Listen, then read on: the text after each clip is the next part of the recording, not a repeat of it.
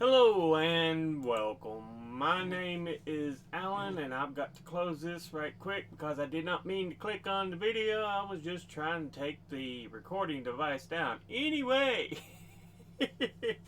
yeah.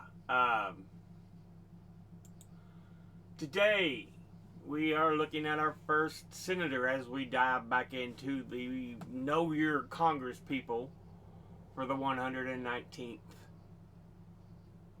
Congress. Today we are looking at Senator Angela Alsobrooks, who is one of the two senators for the state of Maryland.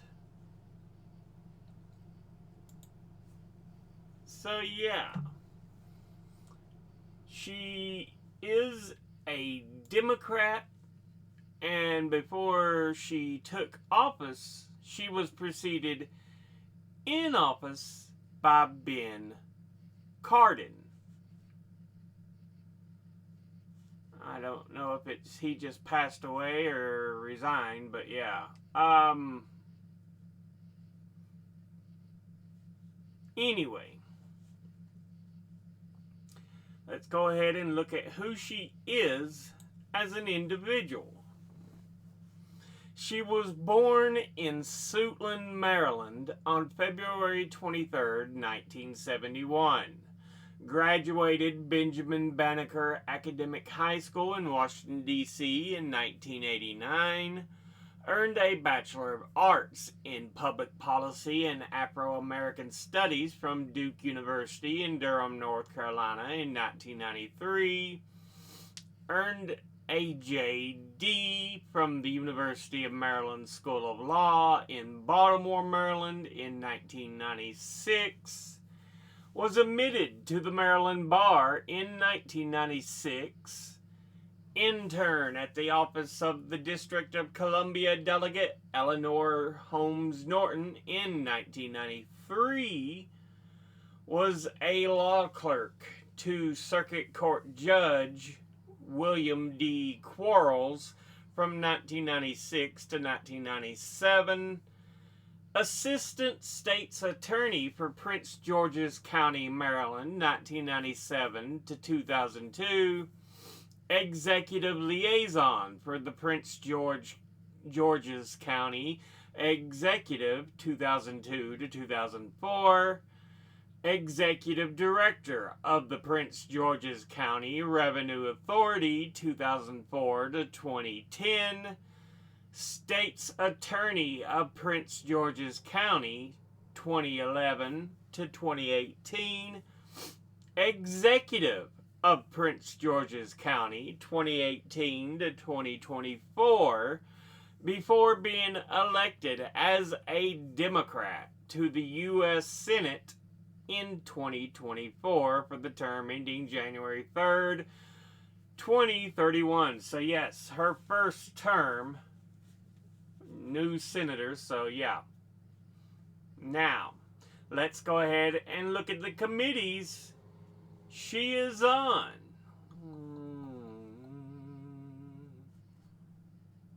Committees.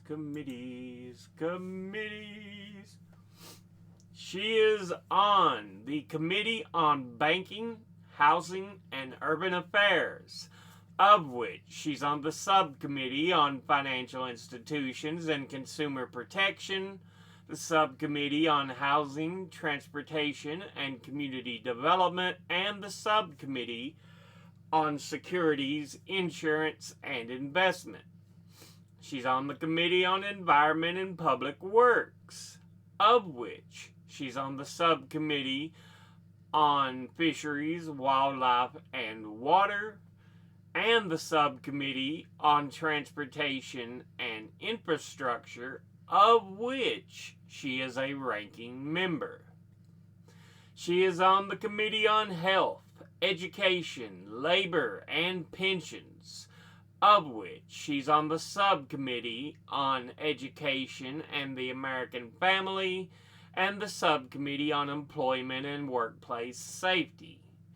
And she's on the Special Committee on Aging. Now, let's go ahead and look at the top 5 individual donors over this last cycle.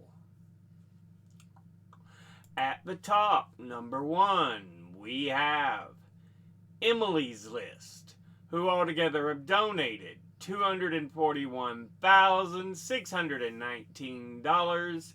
And once again, that's Emily's List. They are a left-leaning American political action committee that aims to help elect Democratic female candidates in favor of abortion rights to office. It was founded by Ellen Malcolm in 1985, and the group's name is an acronym for Early Money is Like Yeast. Malcolm commented that it makes the dough rise. The saying refers to the convention of political fundraising that receiving many donations early in a race helps attract subsequent donors. Emily's List bundles contributions to the campaigns of Democratic women in favor of abortion rights running in targeted races. It is headquartered in Washington, D.C. And again, altogether, it has donated $241,619. And once again, that's Emily's List. Yeah, I was so out of place in getting that information out there. Next, at number 2, we have J Street PAC. And they are the Political Action Committee arm of J Street, which is a non-profit liberal Zionist advocacy and lobby group based in the United States, whose aims include strengthening Jewish democracy in Israel, promoting a diplomatic end to the Israeli-Palestinian conflict with a two-state solution, and opposing the boycott, divestment, and sanctions movement.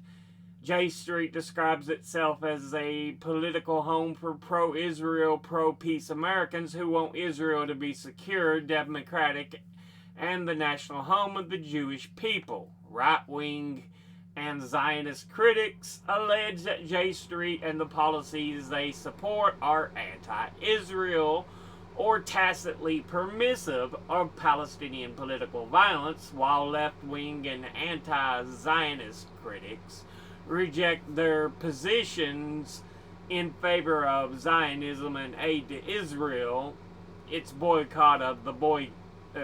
rejection of the boycott, divestment, and sanctions, and human rights organizations' allegations of Gaza genocide and past efforts against Palestinian statehood. They were founded in 2007 and are headquartered in Washington, D.C. Altogether, they have donated $162,838, and once again, that's J Street PAC.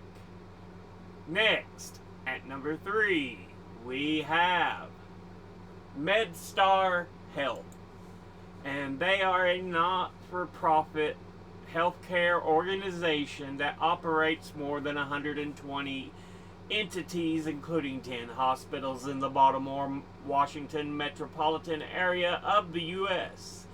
In 2011, it was ranked as the private sector employer with the largest number of local employees in the region. It pays approximately $111 million in payroll tax to the District of Columbia, Maryland, and Virginia each year. Additionally, as of 2012, it provided almost $312 million in charity care and community benefit on an annual basis. It was founded on February 4th, 1998, and is headquartered in University of Columbia, or is it just, I guess it's just Columbia, Maryland. They don't say District of Columbia, so yeah, Columbia, Maryland.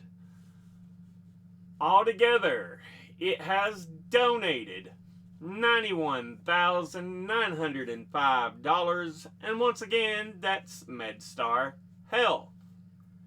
Next, at number 4, we have U.S. government. Federal government of the United States. The national government, federal government.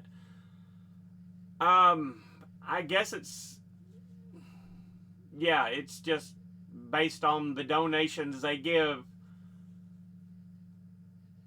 people running or whatever.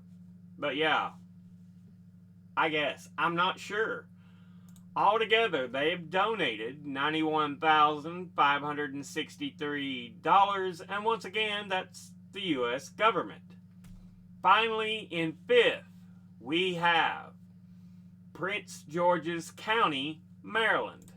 And that is the county located in Maryland, bordering the eastern portion of Washington, D.C., and as of the 2020 U.S. Senate, had a population of 967,201, almost a million, making it the second most populous county in Maryland behind neighboring Montgomery County. But yeah. Anyway, altogether, it has donated $82,869. And once again, that's Prince George's County, Maryland. Now, let's go ahead and look at our industry donors for this last cycle. At the top, number 1, we have retired. And altogether, they have donated $3,493,729. Next, at number 2, we have lawyers and law firms, who altogether have donated $1,749,731. Next, at number 3, we have Democratic liberal groups, who altogether have donated $1,311,609. Next, at number 4, we have education, who altogether have donated $1,028,434. And finally, in 5th, we have civil servants and public officials, who altogether have donated $948,959. Now let's look at the donors at a glance. Individually, Emily's List, okay. J Street Pack,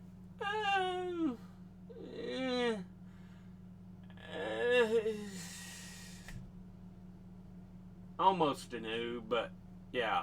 They're still better than APAC, because at least they say they want a 2-state solution, so they're not against, they're not completely for complete annihilation, or shouldn't be at least. But yeah, they're still kind of.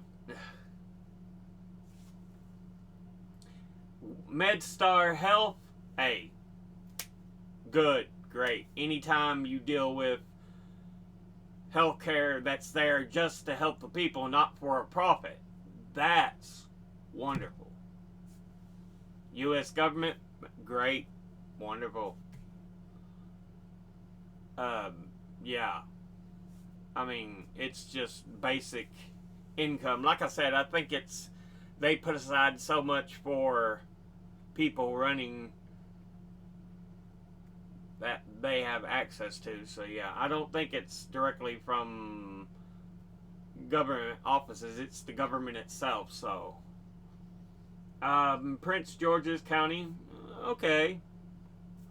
I mean, the county infrastructure and stuff, that helps. But yeah, industry wise, retired, absolutely wonderful. Lawyers and law firms, Democratic liberal organizations, ooh. I don't like party organizations. I don't, whether it's Democratic or Republican. Education, absolutely wonderful. Civil servants, public officials, okay, good. But, yeah, this has been a look at Senator Angela Alsobrooks, who is one of the 2 senators for the state of Maryland. Anyway, as always, educate thyself. Think, read, study, learn. Someone tells you something you have trouble believing. Ask them to cite their sources. I'll be putting my links and sources in the description box below the video as always. Thank you all for watching. I'll see you all in the next one. Until then, later.